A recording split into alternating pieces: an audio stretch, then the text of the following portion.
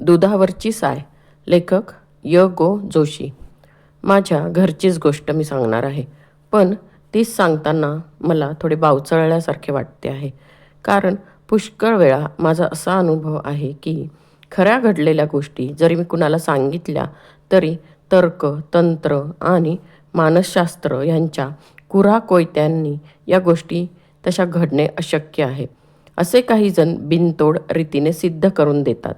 बरे, त्या गोष्टी तर्क, तंत्र आणि मानसशास्त्र यांनी सिद्ध होत असल्यामुळे मला गप्पच बसावे लागते.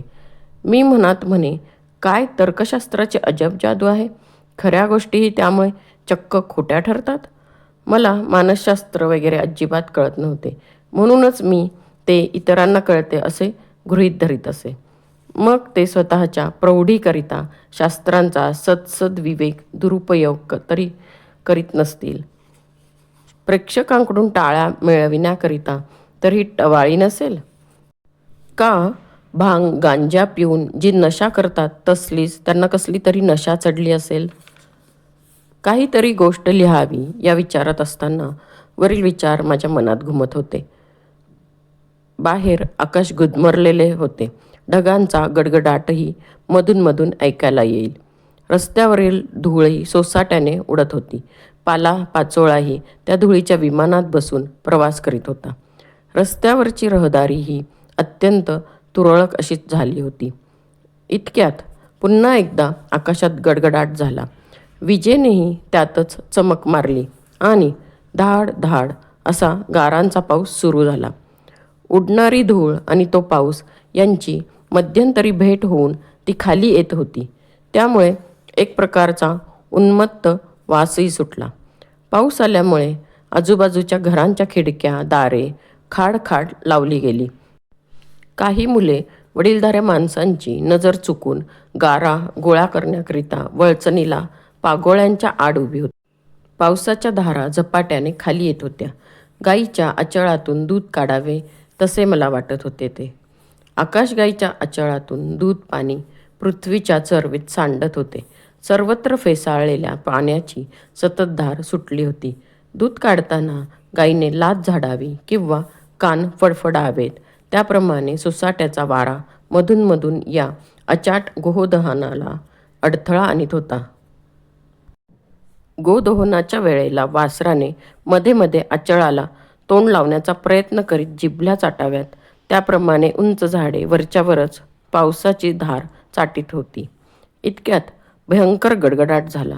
कुठेतरी वीज पडली वाटले. पुन्हा पाऊस सुरू झाला. पावसाचे पाणी अंगणात चांगले विदभर साचले.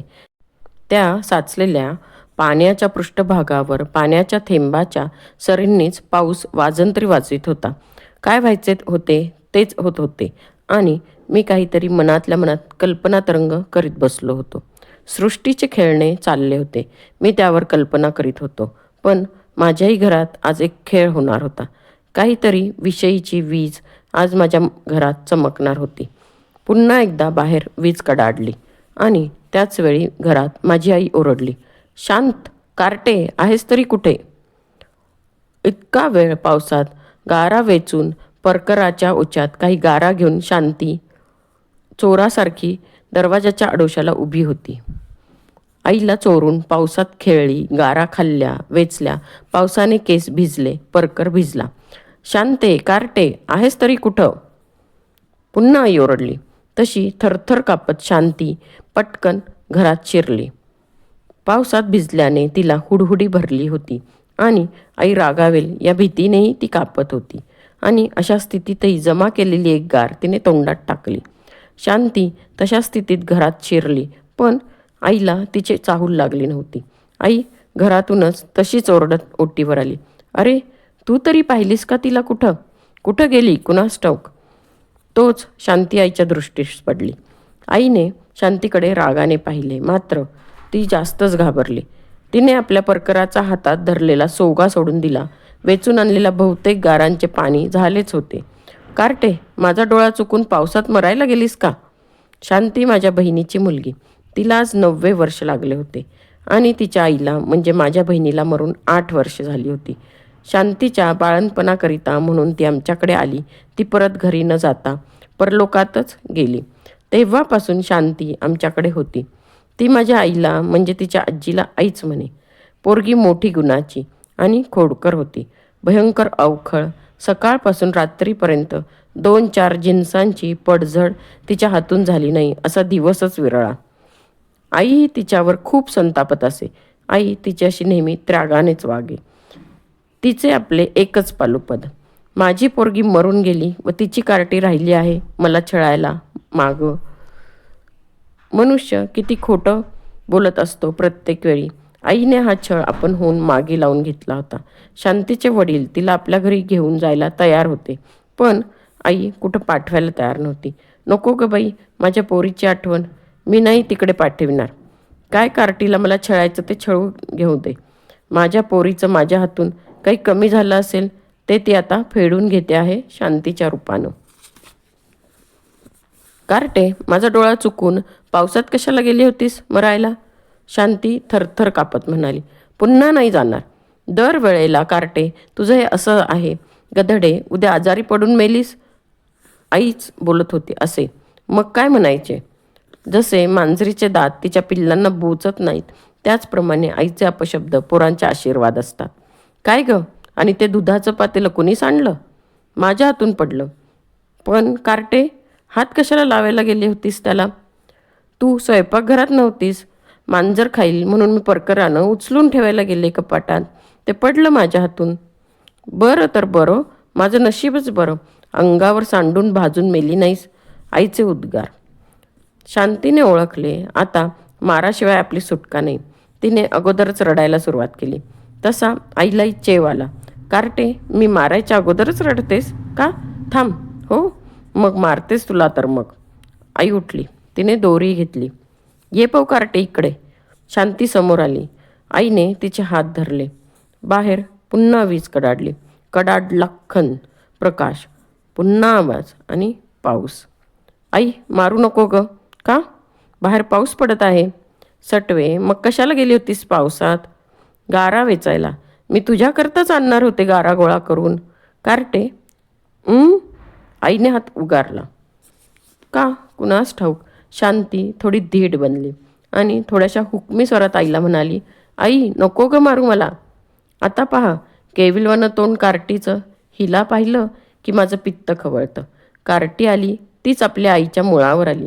माझ्या पोरीला मारलं आणि आपण राहिली आहे आता मला छळायला. पण आई, तुला एक माहीत आहे का ग? शांती जोरानेच म्हणाली. काय ग? मारण्याकरिता उगारलेली दोरी मागे घेत आईने विचारले. मला तू मारू नकोस. अगं चहाटळ, माझी पोर मरून गेली आणि तिची कार्टी राहिली आहे मला छळायला. आई पुन्हा पुन्हा तेच तेच म्हणत होती. तेच सांगते आई, दुधापेक्षा दुधावरच्या साईलाच जास्त जपावं लागतं. शांती म्हणाली. वरील प्रश्नोत्तरे मी बाहेर बसून ऐकत होतो.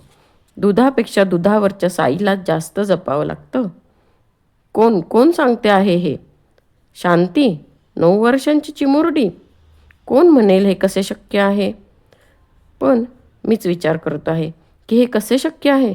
मला सुद्धा हे उत्तर सुचले नसते. मग शांतीने कसे दिले?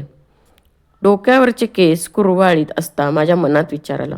शांतीचे काही हे उत्तर खास नव्हे. शांतीच्या तोंडून हे कोणीतरी दिलं आहे. शांतीच्या तोंडून कोण बोलणार? दुसरे कोण? तिची मृत आई, माझी गद भगिनी. काय?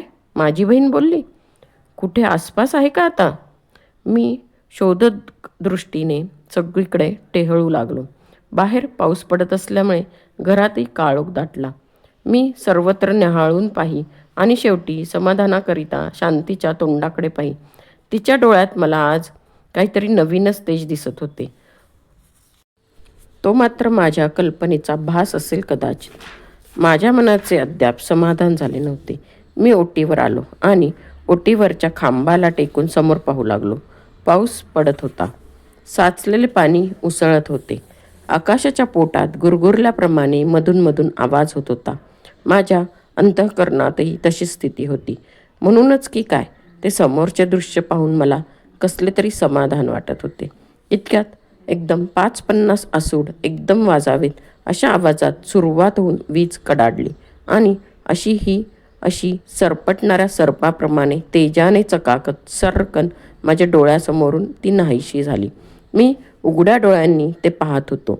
का कुणास ठाऊक माझ्या मनाचे समाधान झाले. माझ्या डोळ्यात पाणी आले. माझी मृत भगिनी या अफाट देखाव्यात कुठेतरी असेल अशी मी कल्पना करून त्या देखाव्यालाच नमस्कार केला आणि चटकन डोळ्यात आलेले पाणी पुसून घरात आलो. आजीच्या आणि नातीच्याही डोळ्यातून अश्रूंचे सर ओघळत होते. दोघीही एकमेकींना निरखून पाहत होत्या.